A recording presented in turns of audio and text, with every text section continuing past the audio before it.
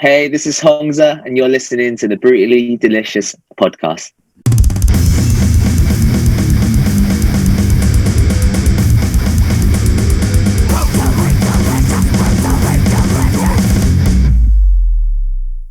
How crazy is that after that year of not doing anything, you're finally going to be out there playing?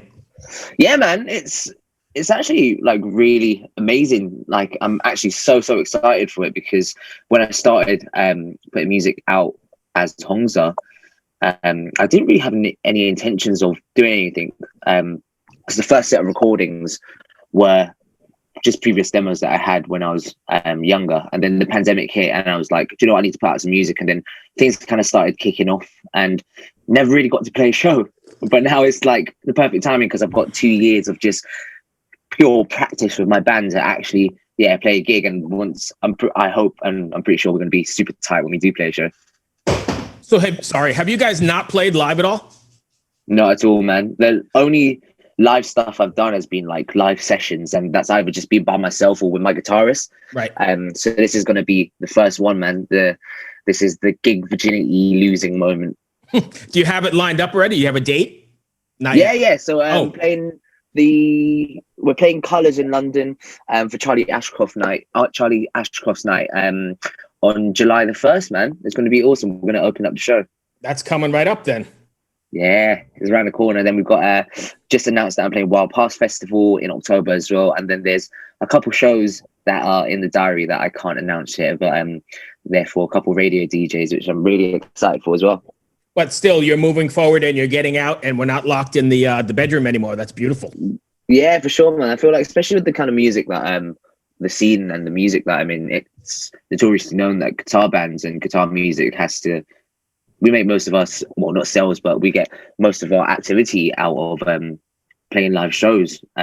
Like streams go hand in hand with live shows. So without the live shows, marketing has kind of been different. I've had to look at it at a different lens and go through social media platforms like TikTok and stuff. But like through those platforms, I've kind of built a fan base. So hopefully most of them will be coming to the shows anyways.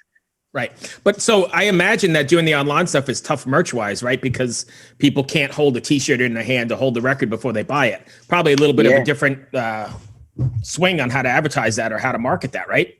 Yeah, for sure, man. I feel like I'm still really in the early stages, Bruce, where I haven't got any merch yet or any physical CDs, but I guess, it's also a benefit at the same time because there's really cool new businesses and platforms that are opening up that allows you to sell merch online.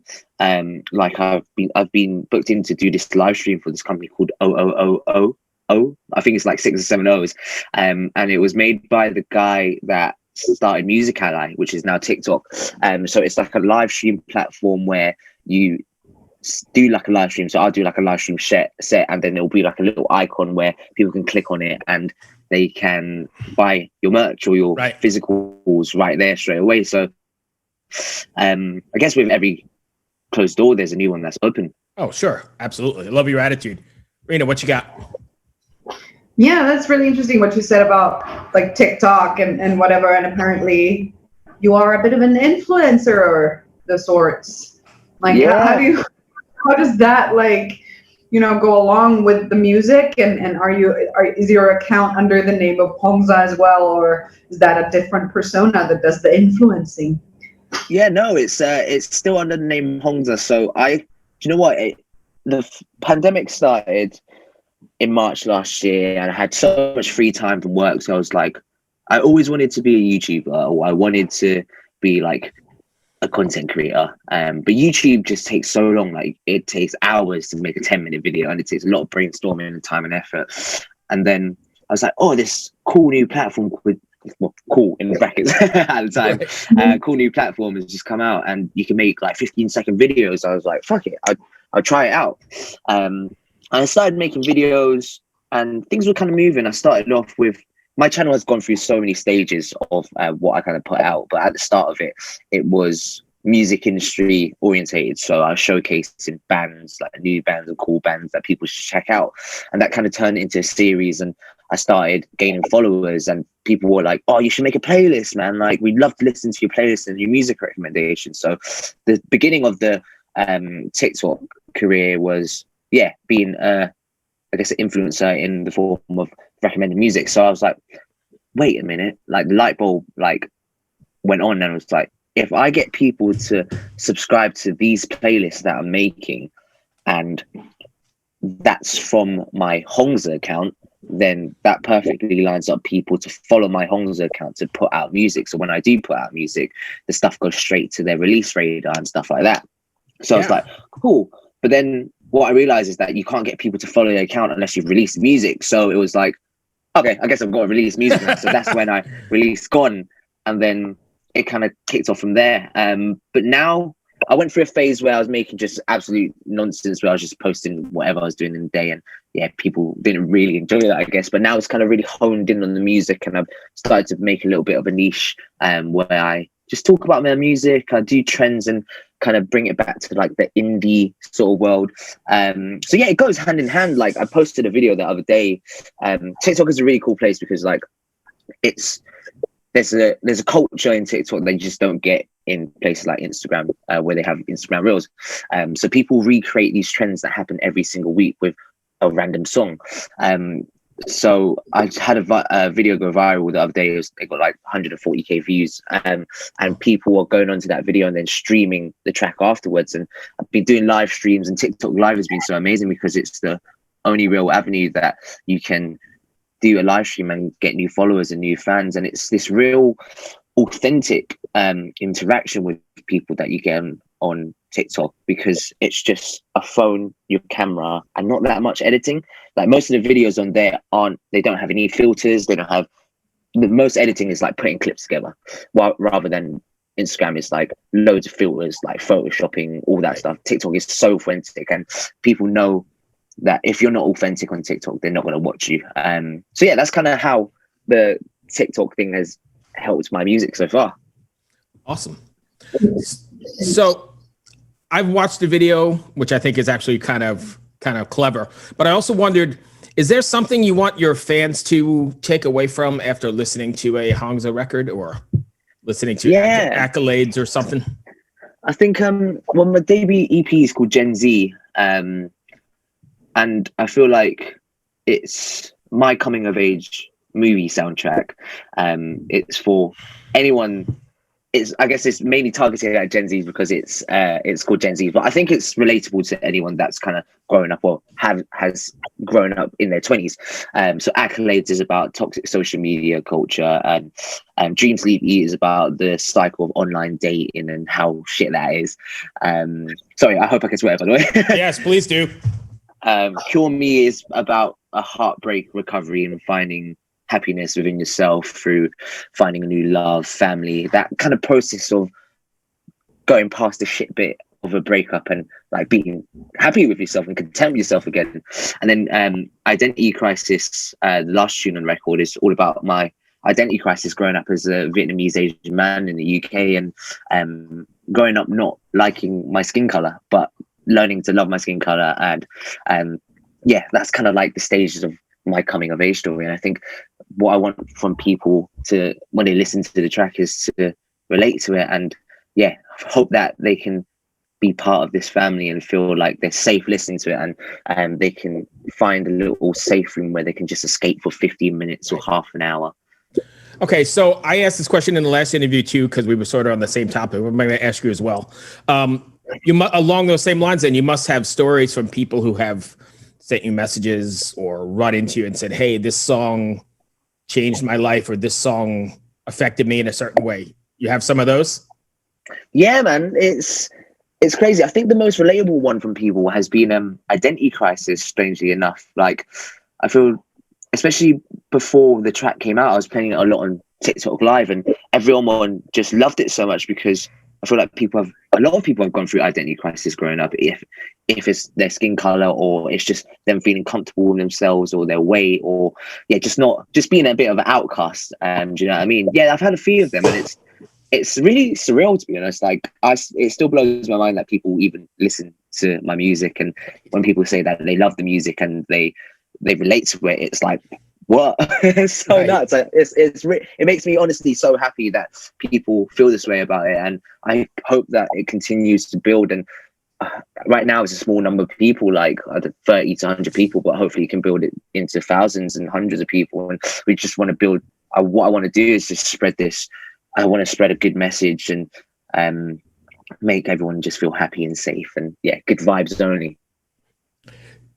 Riina, I got one more. I think that's very welcome in the world, creating spaces like that and communities like that. So I applaud you on that goal, and I really, really hope that you reach it as well. Because especially like, the world of social media, because it's just, full of hate and just Yes. The whole trolling culture and just, people feeding off of other people feeling really, really bad about themselves.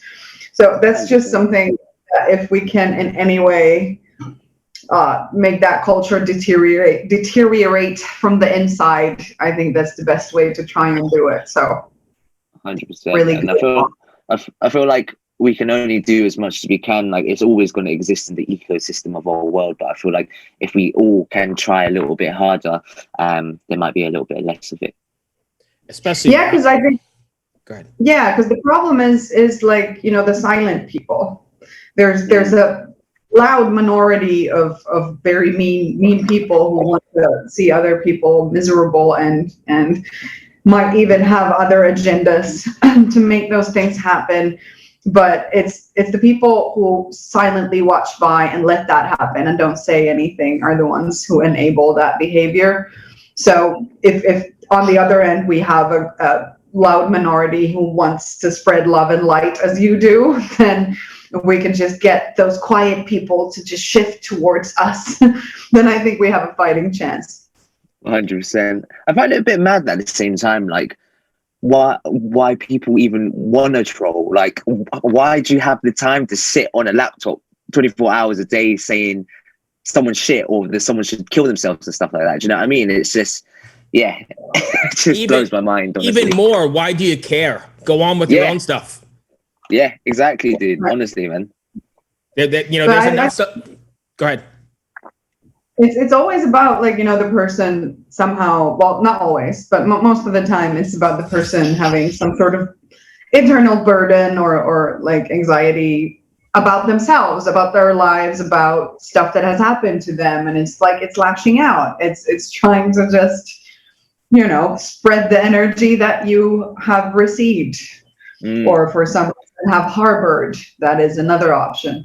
But, but it's still, we're freaking grown-ups. It's not an excuse, Like, I want to understand the behavior and not accept it, if that makes any sense. But, like, understanding it makes it also much easier to deal with, right? Because, that it's projecting is what it is.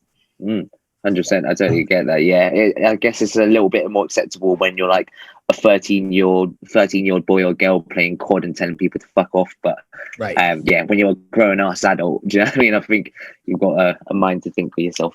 Right.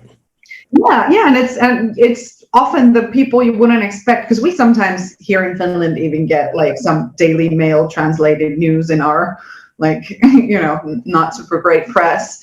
And I remember this one story about, like, I guess it was some TV personality who has like this very inclusive and warm and sunny, like, social media and public persona, who's as a mother of two children and blah, blah, blah. And then she was caught, like, completely trolling and just harassing some other celebrity woman or whatever, because it's like, that it's not the 13-year-old boys just being idiots. It's mothers, it's fathers, it's brothers, it's like people you would think knew better, but for some reason they don't, or they do, but they don't care.